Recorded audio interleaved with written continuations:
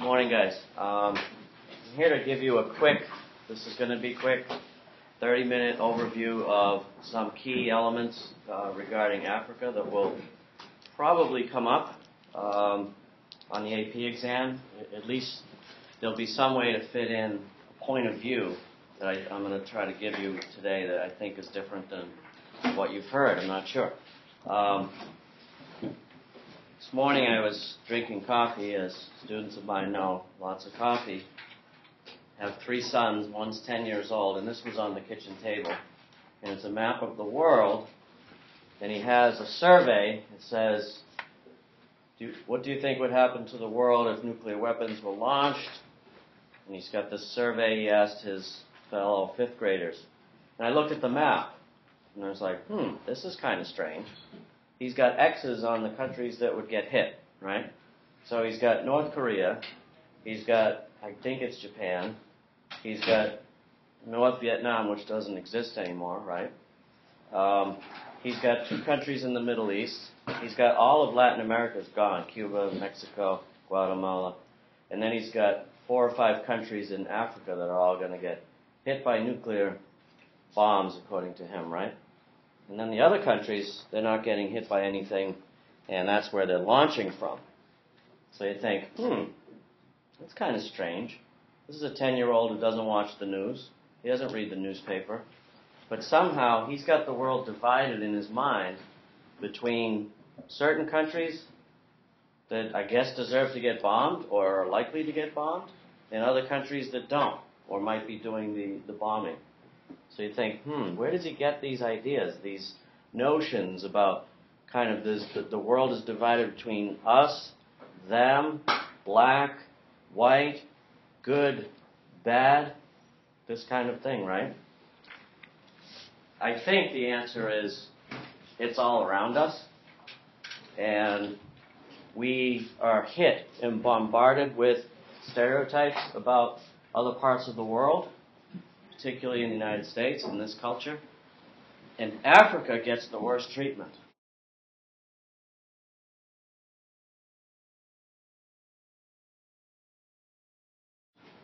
Gets distorted.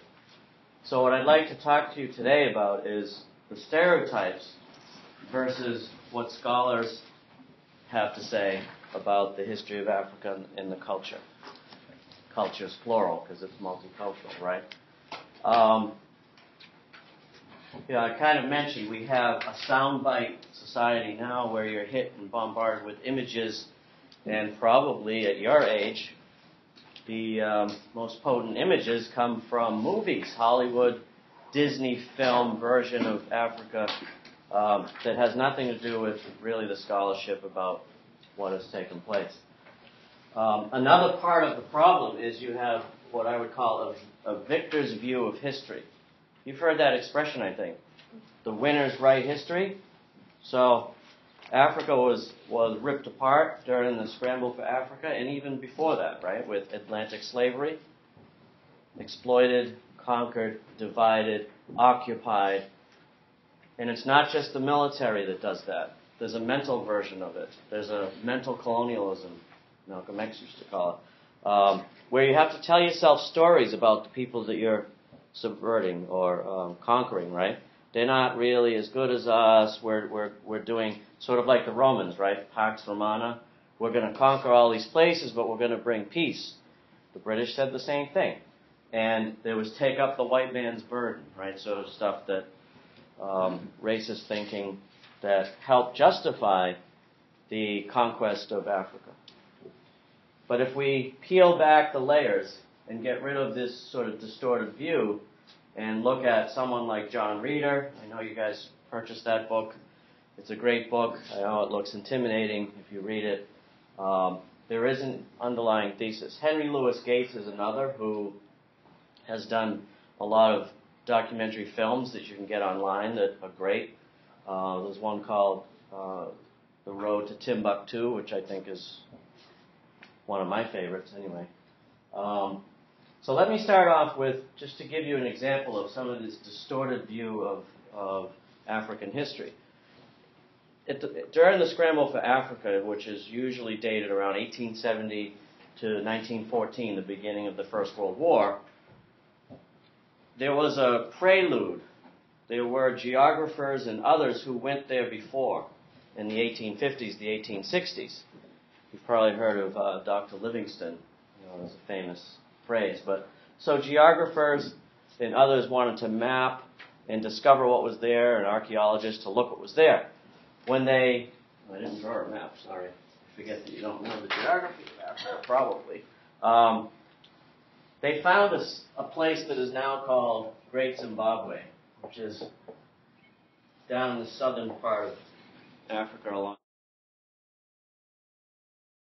the eastern coast. And it's a huge city with monumental architecture and signs of sophisticated society with large populations. So here are these European geographers in the 1850s looking at this, and they say, you know what? This could not have been built by Africans. They decide, they come up with this flimsy explanation with no evidence, that it was part of the lost tribes of Israel from the Bible, must have wandered down there over thousands of years and built the city, and then they all died or something, or they went swimming in the Indian Ocean. I don't know what happened to them. They're not there, and there's no record of them being there. They've investigated and found plenty of evidence that was built by Bantu peoples, and I'll talk about the Bantu in a second.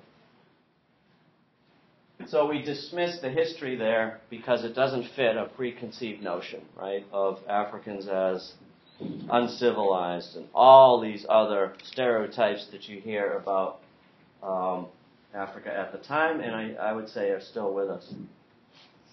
Scholars don't usually ascribe to that and say, hey, John Reeder doesn't say, here, I'm going to explain the history of Africa to you, and I'll use race theories, that some races are better than others and all this sort of stuff, to frame my book. It wouldn't fly today, and the evidence wouldn't support it, right? You probably remember in ninth grade looking at DNA and human beings. There's no discernible genetic difference between anybody on the planet, any Homo sapiens, right? We're all the same. In fact, we're very close to a banana. Did you know that? It's like 98% of the same genetic code as a banana. But if it's not racial traits that push in history and shape culture, then what is it? John Reeder, actually this book came out before Jared Diamond's book called Guns, Germs, and Steel. You probably remember that book from ninth grade. Jared Diamond's book, Guns, Germs, and Steel, had a particular thesis that in the history department we boiled down to geographic luck. The geography gives you certain advantages. Do you guys remember that, most of you? Some of you weren't here in ninth grade. If you think of the classic with river civilizations, right? Growing up alongside the Nile or the Yellow River or the Tigris, Euphrates gave people certain advantages. They could have surplus food. Once you have a lot of food, then you have a lot of what? People. Once I get a large enough population, we can specialize, right? Some people do metalwork. Other people keep track of calendars and crop cycles, and others the law, and others are religious figures within the society. What happens if geography, I know this is a butchering of syntaxes, this is not a word. Unluck is not a real word, but I figured it was clunky enough to stick in your mind. John Reeder, his Africa, a biography of the continent, the book that you bought, that's really his thesis throughout the book, that sub-Saharan Africa, right? When you talk about Africa, you've got to think of the different zones. You have the Sahara Desert, the largest desert in the world, that cuts right across.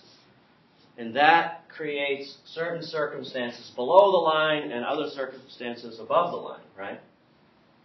So up here, North Africa is integrated into the Mediterranean world. You think of Carthage and battles against the Romans or whatever. They were part of a Mediterranean trade network, cultural network, linguistic network. But below here, no.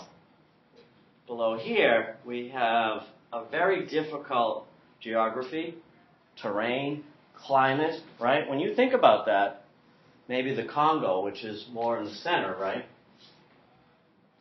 When you think of the Congo, what do you picture, if anything? Big. Sand. Big? Sand in the Congo? Or There, the Sahara Desert, yeah. Near the... Gets like 120 degrees Fahrenheit. Imagine that. And then try to walk across there or whatever. What about below that, in the center? What's it like? Is it cool or hot? Hot. Very hot, high humidity, right? And then the terrain as well. It's very hard to get from point A to point B. You have thick rainforest, right? You also have rivers that are not as navigable as, say, the Nile. There's cataracts, they call them. These huge waterfalls and flowing in different directions. So travel is not easy. Climate, and if you have hot, sticky, humid weather, what goes along with that? What? Mosquitoes, tsetse flies, and all sorts of insects that carry disease. If I have an environment like that, is it hard to catch food too? You have to go long ways. You're not able to. Our agriculture is not as easy as, say, the Tigris-Euphrates, right? The Fertile Crescent, as an example. So it's hard to maintain high populations with climate like this. If you have low population and survival is a struggle, you have to adapt or else you're wiped out, right? The people aren't wiped out. These cultures are still there right now. In Zimbabwe, in Nigeria, other places in Africa. So somehow they had to adapt to low population and difficult climate. There are a couple of ways. To come back to the stereotype thing, Lion King, Disney is wrong. Okay? Did you guys watch that when you were little? The Lion King? Still do. Okay, Lion King, we have a hierarchical society, right? We have the lion as the king of the jungle. That doesn't mirror the social environment of Africa. And it's a violent place too, right? They're fighting all the time, the lions. But the people did not live like that. It's the total opposite. Mesopotamia, India, China, other places had hierarchical, right? The pharaoh is at the top, religious figures, officials, maybe the military, all the way down to slaves, peasants, whatever it is at the bottom. Hierarchical societies where the people at the top got all the rewards and the people who did all the work got nothing practically, right? And then it was perpetual in places like India, right? Caste system, that sort of thing. In Africa, it was much more equal. You could say it's a precursor to democratic thinking. Long before Athens, too, by the way. It's called the age grade system, which is the easiest one to remember, the age grade system. The technical term is gerontocracy. This is the root word, geron, like geriatrics, which is a treatment of older people. So it has something to do with age, the root of this. I think it's probably Greek. Gerontocracy, age grade system. In that system, there's no real person that's the boss. There's no king. In Chinua Achebe's Things Fall Apart. You guys have read that? Yep. Right? You have a council of elders. But here's the thing. If you survive and thrive in that environment, when you get older, you move up to the higher ranks each, 5, 10 years, depending on the age. It's a little bit like high school. Right? Going to be 11th graders, 12th graders, you get privileges, you can walk on certain stairwells and all this, right? Or you can park your car on campus, whatever the privileges are. So, age grade system, as you get older, you take on new responsibilities. What do you think in terms of this room? If everyone was healthy, I see people on crutches in here. If everyone was healthy, what do you think in terms of running a race? I don't know, let's go a mile. All of you guys versus me. Who do you think would win? I'm with the kids. Mostly the kids would win, right? So you're probably faster than someone that's in their 50s, right? Yeah. Are you accurate too? Can you throw a spear or hit a target? You probably have better eyesight than I do, right? Now I need these reading glasses. So, your role in society is based on your age, which correlates usually with your abilities. Therefore, we can extract the food we need better by having the fastest people out there running and hunting and the accurate. And the older people who have been there a while can say, you know, if it doesn't start raining soon, we're going to be in trouble. We better take measures, right? In Chinua Achebe, they don't, right? They lose the crop because the rainy season didn't start on time. And they lose the yams, right, in that book? Which were a transplant from the Columbian Exchange, right? You guys remember that? So, the older people in the society probably know how to handle different circumstances that get thrown at the society by Mother Nature. Drought being the biggest one, right? The other part of that is, in these regions, there's no evidence of war. When the archaeologists dig in areas like Geni Geno, which is one of the ancient cities along the Niger,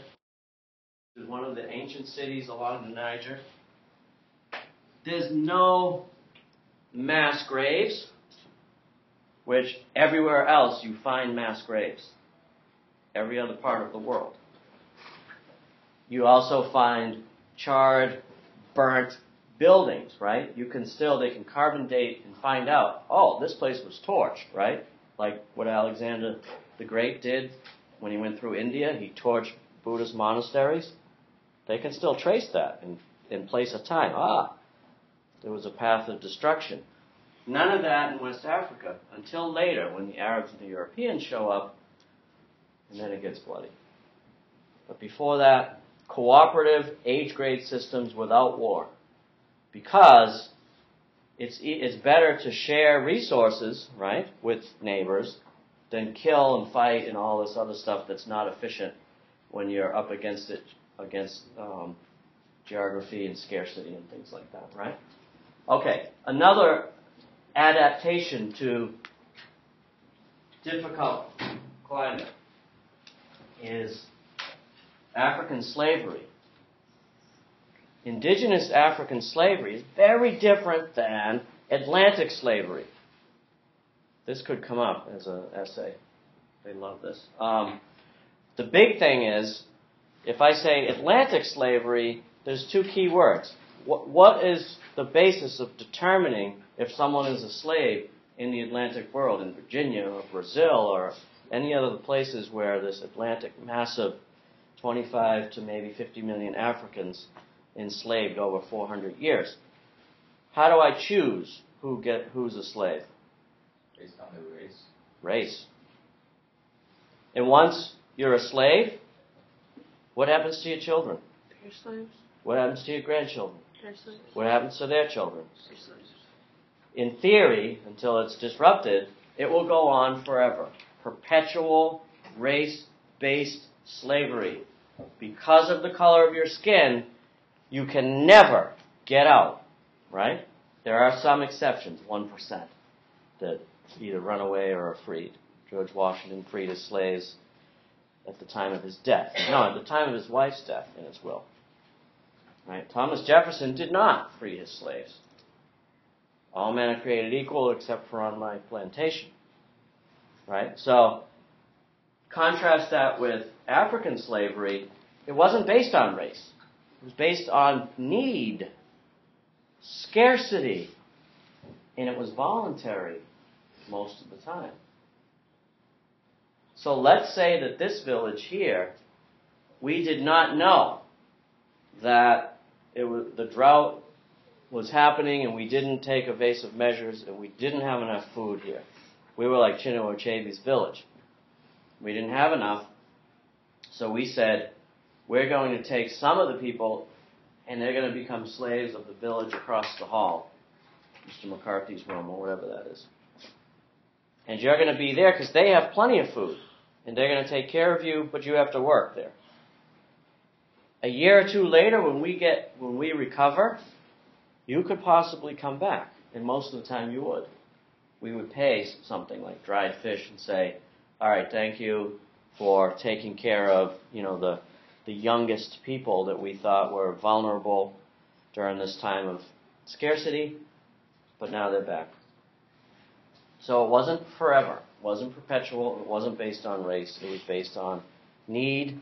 And it's kind of an ingenious adaptation to the unpredictable swings in climate, right? And or just the tough kind of unluck that sub-Saharan Africa's been dealt. The climate is really tough to deal with. Okay? Two more. The Bantu.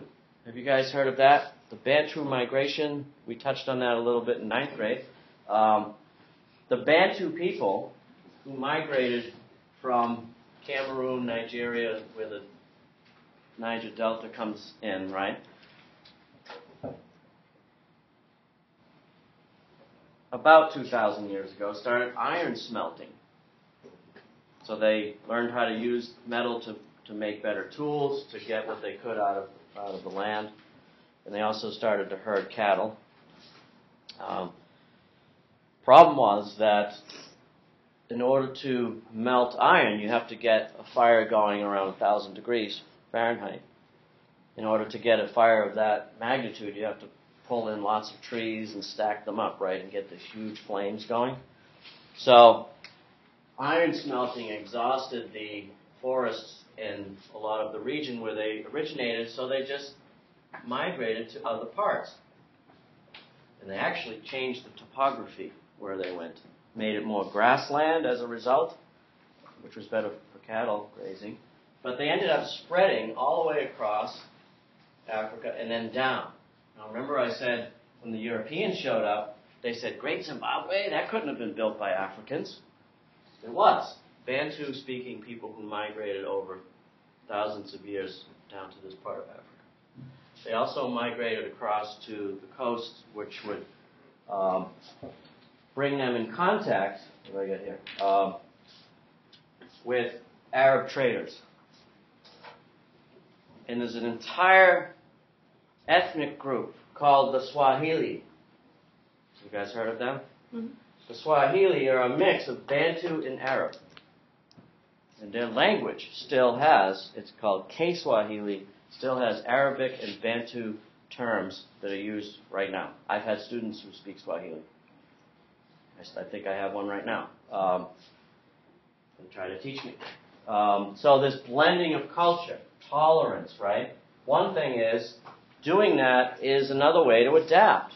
You adopt what you find from other cultures. It's a way to adapt. It also flies in the face of the stereotypes, the violent, hierarchical, unsophisticated image that you're bombarded with from Disney to CNN. Last one. Many societies in Africa are also matrilineal. There's patrilineal. What does that mean? From the father, right? So the men are in charge of everything, right? Including the wealth, and they practically just own their wives. In matrilineal, the property is handed down from the wife's family, and even the name can sometimes be the wife's last name, or I'm not sure if it's last name. Family name comes from the mother. Okay? I know I hit you with a lot.